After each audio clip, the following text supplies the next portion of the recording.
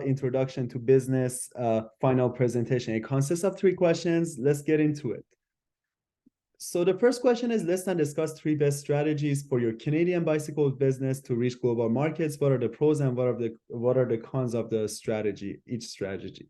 Okay, so the strategies that I came up with are exporting, licensing, and franchising, and strategic alliance. So exporting is basically selling your products to other countries, and it's one of the simplest ways of putting your product out there. Some of the pros include low initial investment. So basically, exporting allows the company to test international markets without any significant costs. And speed to market means it's really fast to enter the market. Leverage existing capacity. It means the company can utilize its existing production capacity without the need for major um, expansions. And leads to licensing with a foreign company, which we're going to be talking about later. So remember, just a reminder, there's 7 billion customers globally, so anybody is a potential customer. So the cons are limited control in a foreign market. So since you're not hands-on over there, you're not going to be able to tell like what products are coming in and out of your company, what products are being sold. So you're basically not really like hands-on in control, direct control, let's say. Transportation costs. So let's say you want to send your products overseas, you're going to have to spend a lot of money, which is going to mess with your net profit. So marketing adaptations. So it's going to be a difficulty or a challenge that for you to adapt to cultural norms or the way they do business in any other local area in a foreign country, let's say. So licensing and franchising. So licensing is basically a firm or licensor that may decide to compete in a global market by using its trademark to a foreign country for a small fee, for a fee, not a small fee. Franchising is an arrangement whereby somebody with a good idea for a business sells the rights to use the business name and sell a product or a service to others in a given territory. So just like McDonald's, you can see all the franchises all over the place. So these two are basically different strategies, but I put them all together. I will explain to you guys why. So low financial risk. So low financial risk is basically when licensing or franchising allows the company to enter global markets without substantial financial investments. So the local partners are the ones that are bearing most of the risks. So yeah, and local expertise is when you have franchises all over the different places.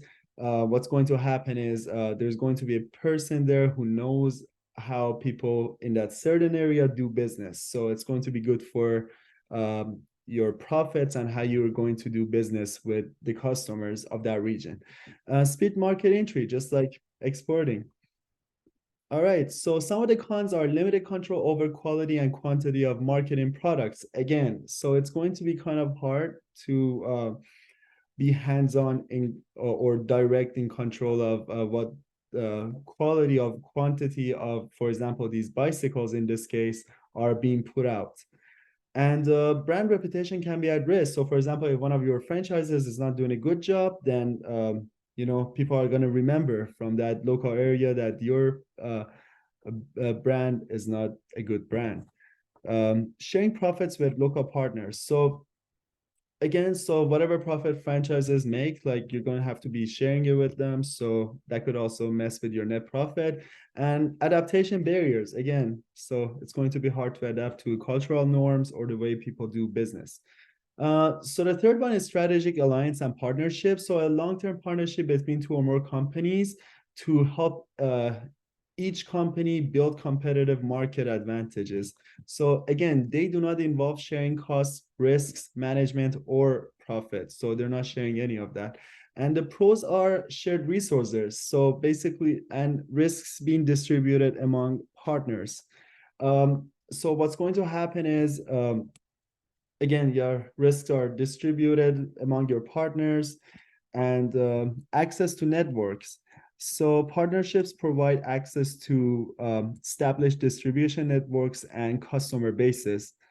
Um, so some of the cons include, however, coordination challenges, so for and dependency on partners and shared decision making. So coordination challenges and shared decision making are basically going to be in the same category, kind of.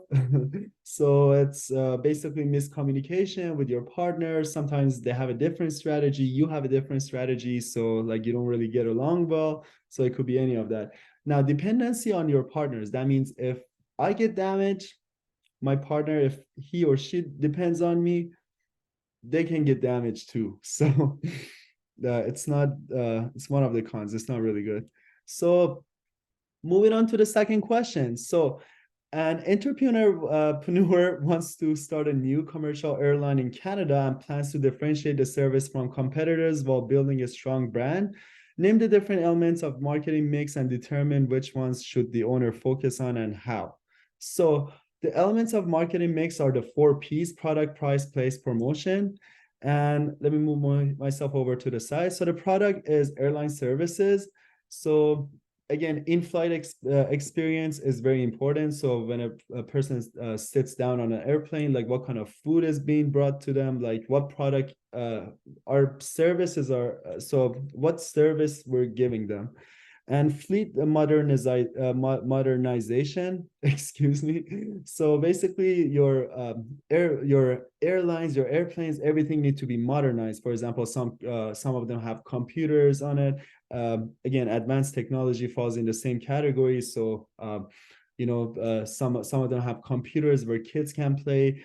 Some of them have heated seating, so it's really good to be advancing technology and make it modernized. um oops. Oops, I think I went. Okay, so the second one is price. So differentiating can be achieved by value-added services. So for example, we have different value-added packages. So we have first class packages, we have economy class, different classes that people have to like pay for, and discounts and promotions, especially if you're starting early, can attract your early customers. Transparent pricing, so get your money's worth basically. So whatever you pay for, make sure whatever the customers pay for, make sure they get what they paid for, you know what I mean? So make sure they get their money's worth. So the place, distribution channels and airlines presence in the market. So route selection. So what is not chosen by your competitors? For example, let's say I want to go all the way to Spain from Canada, and I take like usually the airplanes take a route. They go to Montreal, let's say, and then they fly to Spain, or they go to another country and then they go to Spain. So maybe my airline can create like a direct flight all the way from here to Spain, or an easier route. So that can make my company have a leading advantage into selling those plane tickets. Online presence, so make sure like your website or app are easy for booking. So a lot of people have trouble with like booking. There's a lot of steps. So if we can make it user friendly, we can have an advantage. And airport experience, for example, efficient check-in processes. So again, people hate waiting in line. So you can put computers like or ways that people can just easily put their luggages in and get on the airplane. So promotion to attract customers. So brand image, very important. So your logo design, your advertising is very important. Digital marketing, so your social media, online advertising, and content marketing. So whatever presence you have on social media.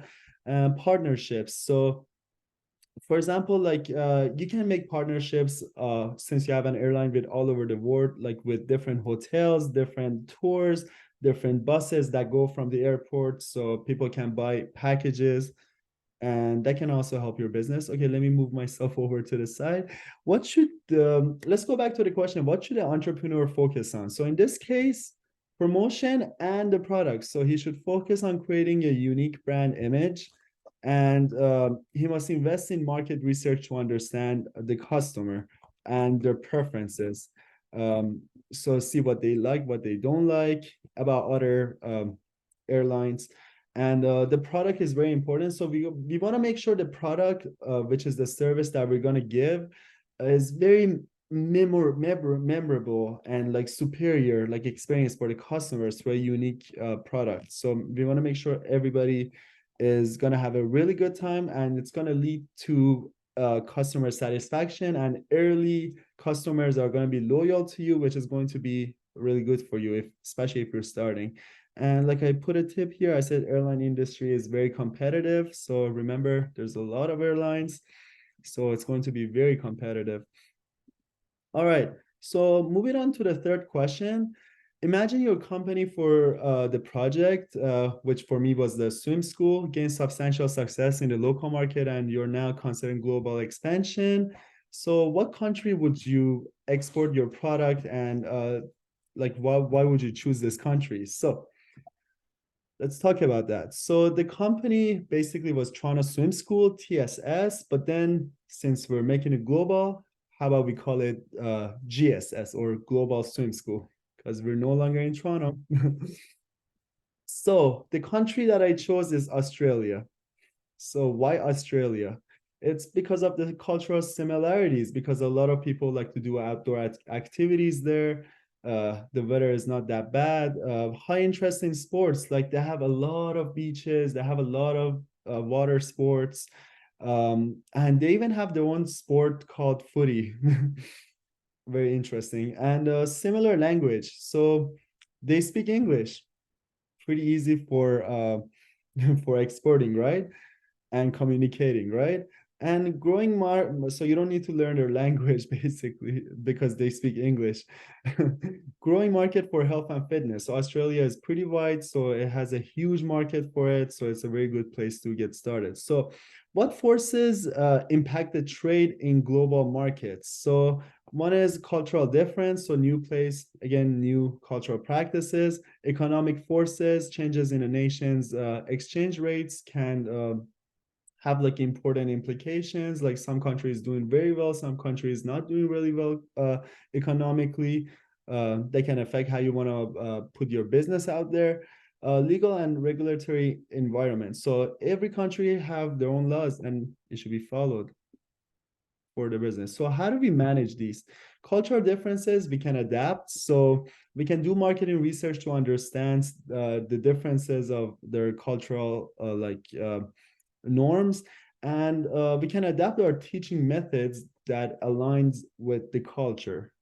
So and the local partnerships, so the local partnerships, like basically it helps us understand like how, like, because they already know, they already have expertise on how, like what cultural preferences the customers of that local area have. um, so economic forces. So we have the pricing strategies. So basically, we have to adjust our price based on the economic conditions on of the target market within for example, if it's a country that's doing well, I can bring my prices up in that country.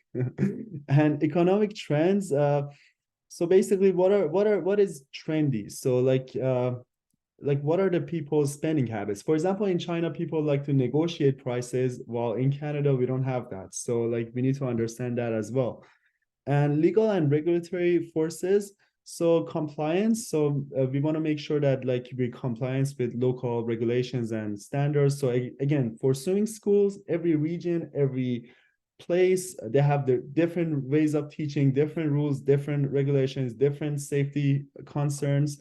So it's really important to know that. And then legal consultations, which is easy. You have to seek legal advice, like see, is there any restrictions? Have a one-on-one talk with somebody who knows the laws. And yeah, so there are some management strategies that are also added. So adaptability, to be adaptable and responsive to changes in global market, global talent, which means considering like hiring somebody who is a local talent and understands like the market. And customer feedback is like create ways like surveys, like questionnaires that like your customers can give you feedback. That way you can understand their local standards. And networking, basically build a strong relationship with investors, local businesses, community leaders, stakeholders, and then that's gonna make you understand more of the market. All right.